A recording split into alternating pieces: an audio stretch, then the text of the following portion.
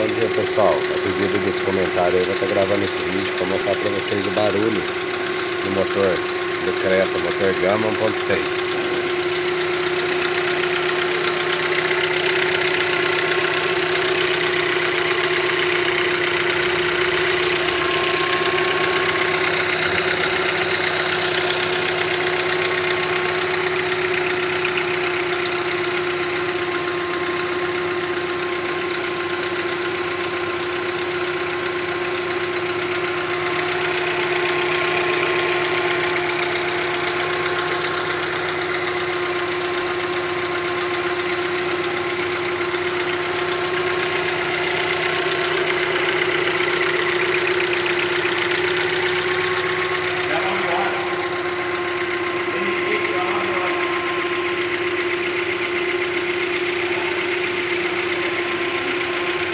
Barulho normal do motor, tá vendo? Funcionamento normal, galera.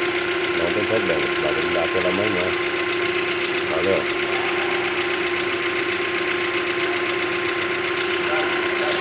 Vocês entenderam, o barulho característica dele.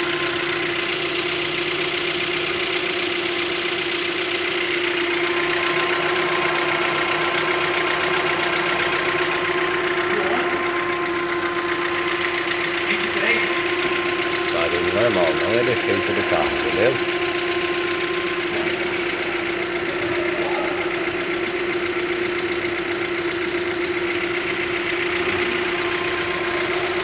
Parceiro, dá uma acelerada aí dentro, dá uma acelerada aí dentro.